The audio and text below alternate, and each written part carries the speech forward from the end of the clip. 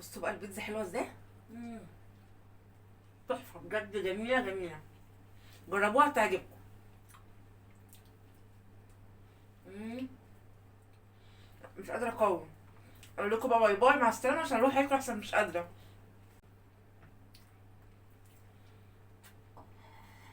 السلام عليكم ورحمة الله وبركاته. اللهم صل وسلم وبارك على سيدنا محمد وعلى آله وأصحابه أجمعين. ازيكم عاملين ايه؟ يا رب تكونوا دايما بخير. احب ارحب بكل متابعين من كل مكان. ولأول مرة تشوفوني معاكم رانيا من قناة بيتي ومطبخي سر سعادتي. النهارده بقى رجعت لكم في يوم جديد وفيديو جديد، واقول لكم في البدايه كده كل سنه وانتم طيبين. بكره 13 شعبان خلاص. فاحنا بقى حاسوم بقى معاكم 13 و14 و15. بقى يقعد علينا الايام بخير احنا وانتوا، يا رب تكونوا دايما بخير كده. بفكركم عشان لو لسه ما صمتوش، يلا تقوموا تشطروا كده وتسحروا وصوموا معايا، الناس اللي تقدر تصوم يعني. فانا النهارده بقى كنت مكسله كده ومش عايزه اعمل اكل، وعايزه اتغدى وعايزه اتسحر طبعا عشان بكره بقى في صيام. فقلت اعمل ايه؟ قلت اعمل اكله خفيفه كده معاكم.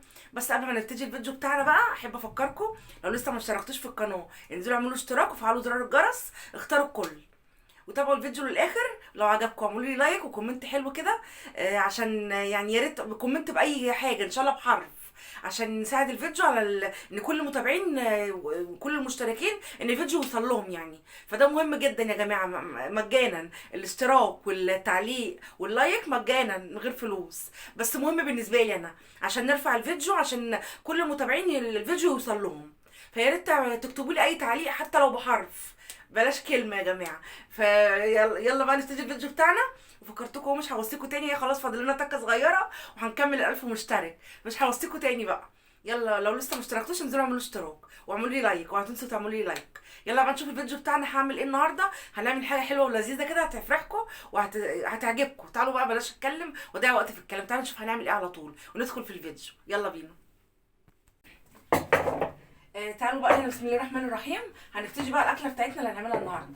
انا قلت اعمل ايه يا رب، مش عايزه بقى اعجن ولا عايزه افرد.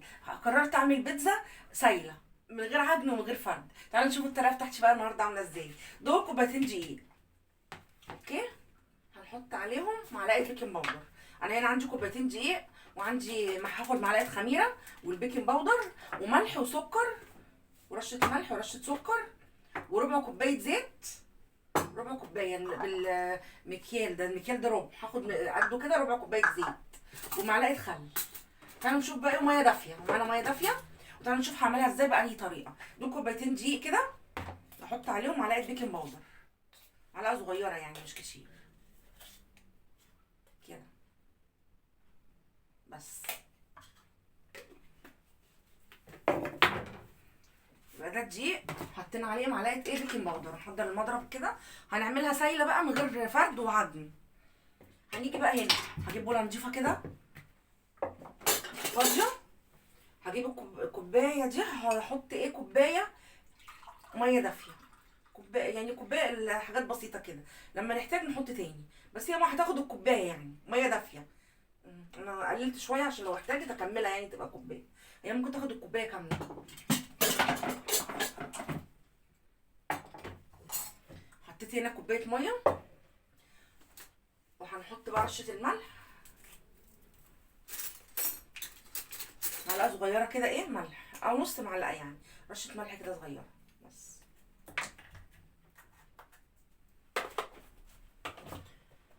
ومعلقه سكر برضو صغيره كده، مش هتبان يعني، حاجه بسيطه. السكر ده عشان الخميره، عشان نساعد الخميره على التفاعل. هوريكم هنعملها ازاي باسهل طريقه. انا النهارده مش طالبه معايا بقى ان انا افرد واعجن، وطالبه معايا ان انا اكل بيتزا. هتسحر بيها بقى اتغدى كده. هناخد بقى ايه معلقه كده، معلقه خميره، مش الباقي كله لا، معلقه كده اهو. بصوا، بعد الخميره حطيناها هنا اهو. يبقى هنا ايه الميه الدافيه والملح والسكر والخميره زي ما انتم شايفين. هنكمل بقى بقيه المواد السايله، ما حطيناش الزيت. هنعاير هنا ايه، دي ربع كوبايه، ده المعيار الكوب المعياري ده ربع كوبايه. فانا عامله كده زيت اهو، ربع كوبايه حطيناهم بس.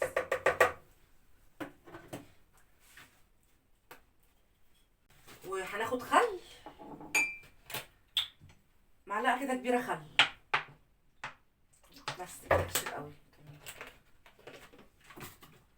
هنقلب بقى كل كده المقادير السايله دي كده مع بعضها زي ما انتم شايفين. في ناس بقى بتحب تحط ايه بيضه، انا مش هحط بيضه. لو انتوا حابين تحطوا بيضه حطوا بيضه في المرحله دي كده زي ما انتم شايفين. هنا بقى ده دقيق، دول كوبايتين كنت انا هحط عليهم معلقه صغيره بيكنج باودر. خلاص هنزل بقى على الدقيق هنا، على المواد السايله دي بالدقيق، دول كوبايتين. قلت زي ما يطلعوا صينيتين ماشي مش مشكله يعني. هنقلب بقى، هوريكم الطريقه هتبقى ايه يعني اخف كمان من الكيكه.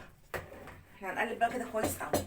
انا شايفاها كده تقيله، بصوا لسه انا بقلب شايفاها تقيله. هننزل بقى بميه، ممكن هتاخد كوبايه ميه، ممكن كوبايه وربع كمان يعني. فاحنا الميه بقى دي على حسب العجينه هتاخد معانا، هما كوبايتين هتاخد من كوبايه كوبايه وربع. هنزل كده واحده واحده واقلب عشان ما تسيلش معايا جامد. بصوا بقى انا عايزه اوريكم العجينه كده وانا بقلبها.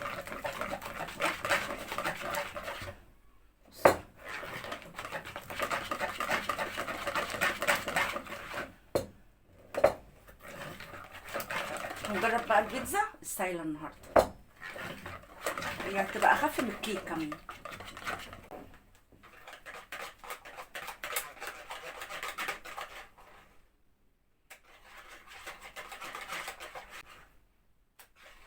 بصوا كده حلوه، مش هنسيبها تخمر ولا حاجه بقى. تعالوا نشوفوا هنكمل ازاي. نيجي بقى هنا عند الحشوات. انا عندي هنا جبنه موتزاريلا على جبنه شيدر، دي ميكس كده مع بعض. وعندي هنا فلفل الوان اللي عندي ده لقيته اصفر، وعندي زيتون. ودي الصلصه، حطيت نقطه زيت كده ونص معلقه توم على معلقه صلصه على طماطمتين كده في الخلاط، وبقوا صلصه بالطريقه دي كده. تعالوا بقى نشوف هنعمل ايه بقى. نجيب الصواني، انا عندي هنا صينيتين، هعمل صينيه. ندهن كده الاول، هنا نقطه زيت وهنا ايه نقطه زيت عشان ما تلزقش بس.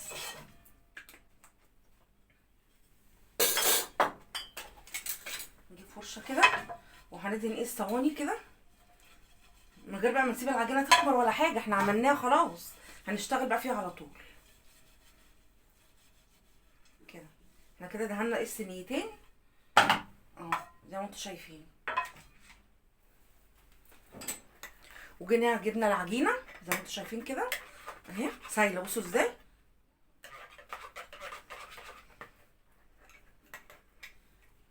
هنزل بقى هنا كده نصها هنا ونصها هنا، بحيث انها تتفرد ايه لوحدها من غير بقى ايه فرد وعجن، وهتطلع برضو بيتزا حلوه برضو. بصوا بقى، تعالوا نشوف بقى ايه البيتزا السايله اسهل من البيتزا التانية، ولا فرد ولا عجن.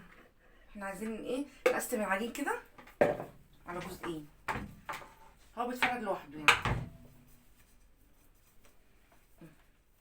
بصوا اتفردت لوحدها ازاي.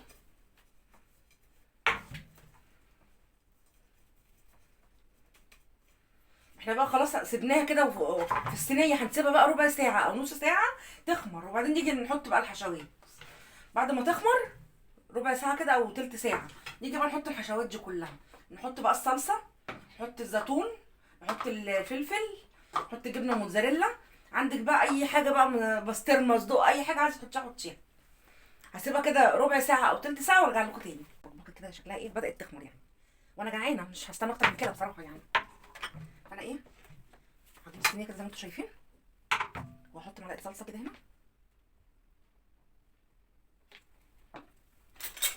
جرب كده افردها بالفرشه كده عشان ما تتلخبطش يعني، هي عشان سايله فالصلصه هتبقى صعبه شويه في فردها بقى. معلش احنا بقى نحاول ايه نفردها كده بالراحه كده هنا. اتفردت اهي الحمد لله.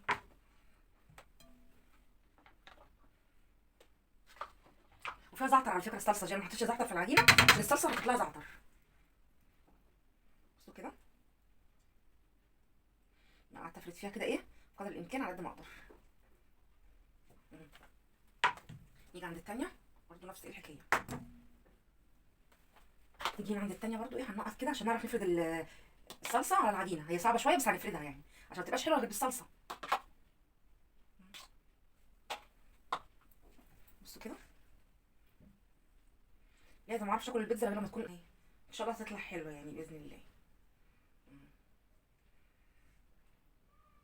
انا بس ايه مش مستنيه عليها كتير، مستبرة عشان انا جعانه بصراحه. بصوا انا كده فردت الصلصه على قد ما اقدر زي ما انتم شايفين كده. هنجيب بقى ايه رشه دي جبنه موتزاريلا على جبنه شيدر، الاتنين مع بعض اهي. هاخد بقى رشه الاول كده في الارضيه، وهنا رشه كده في الارضيه. انا بقى لسه هتسحر وما اتغديتش كمان، فقلت اعمل اتنين عشان لسه ما اتغديتش وعايزه اتسحر. هنحط زيتون، هنا زيتون برضو. مكانش عندي بقى ولا بسطرمه ولا صدق، لو عندي كنت حطيت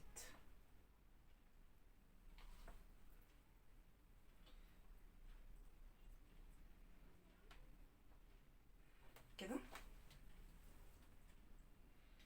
هفرد الزيتون كده على البيتزا زي ما انتم شايفين.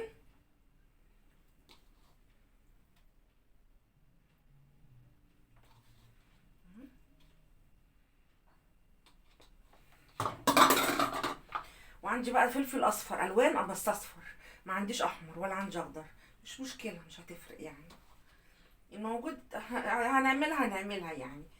نفسي هفتني عليها النهارده، طلبت اكل بيتزا هعملها بالموجود يعني.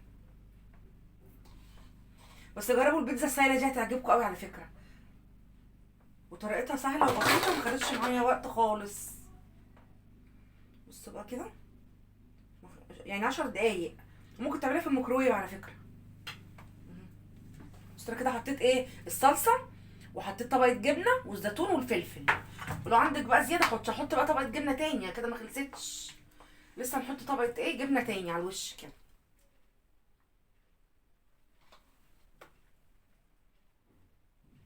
عشان تبقى مليانه خالص جبن بقى. بصوا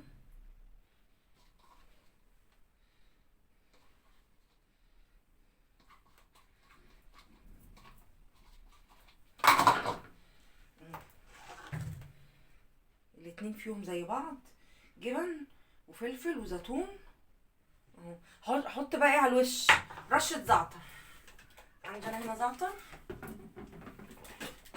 انا حطيت زعتر في الصلصه، احط كمان على الوش ده زعتر بيديها ريحه تحفه. بس كده الرشه دي بجد بتخلي ريحه البيتزا توديها بقى في حته تانية خالص كده.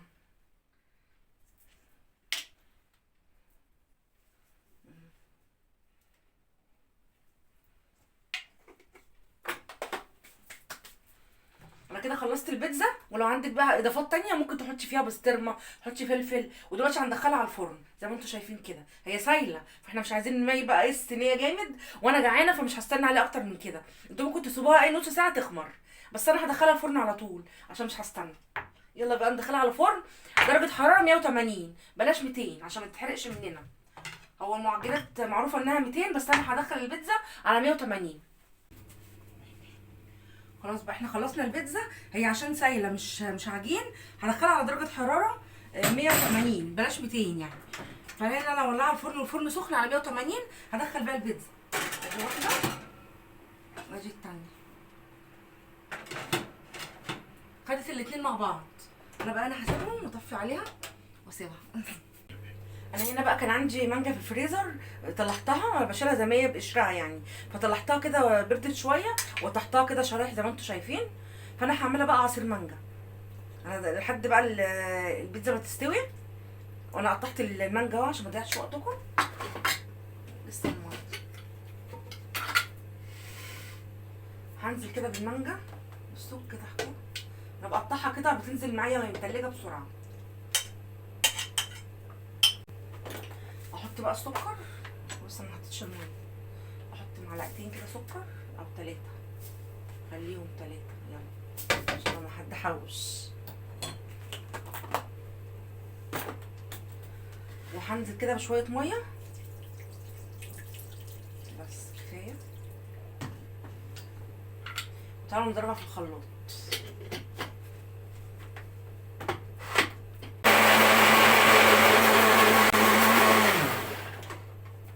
شوف كده خفيفه ولا تقيله؟ هي حلوه بس خفيفه ايه شويه يعني، شويه غطاشين خالص. كمان شويه ميه كده غطاشين.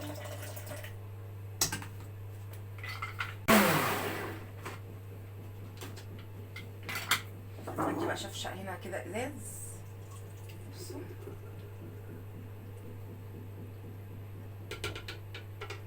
هنحضرها بقى هنا لحد البيتزا ما تطلع عشان نصبها. تعالوا نشوف البيتزا. الريحه طلعت، شفتوا البيتزا طلعت اخيرا. كنت جعانه. عايزين بقى نشوفها. بصوا استوت ازاي. سلكها كده بالراحه، ولو قعدنا كمان تخمر هتعلى، بس انا مش عايزاها عاليه يعني، ما بحبهاش عاليه. هي كده كويس. لزقت ولا ايه؟ احنا بقى نطلعها من الصينيه قبل ما تبرد. بصوا اللون، بصوا لونها مستويه احلى من الكيكه.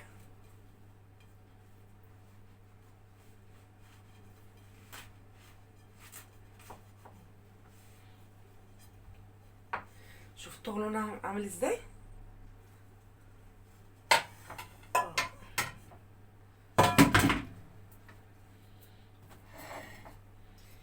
خلاص البيتزا طلعت. اقطعها بقى كده عشان اوريكم. انا ما بحبهاش عاليه يعني، بس انتوا لو سبتوها تخمر هتعلى اكتر من كده.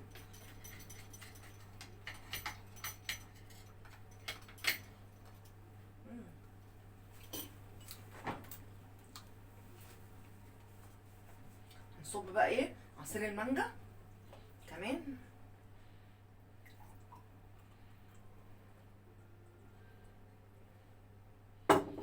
ايه رايكم بقى في اكلي النهارده؟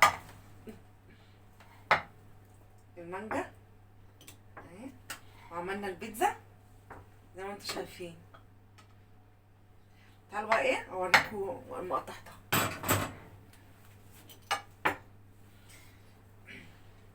بصوا بقى البيتزا حلوه ازاي. تحفه بجد، جميله جميله. جربوها تعجبكم.